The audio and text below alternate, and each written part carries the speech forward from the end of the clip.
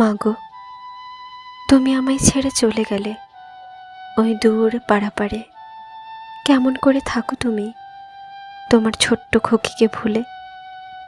মাগো, তোমার মতো করে কেউ তো নেয় না কোলে তোলে, দেয় না তো কেউ কালো ফোঁটা কপলের এই কোণে। কেউ তো আমায় করে না আদর, মাগো তোমার মতো করে।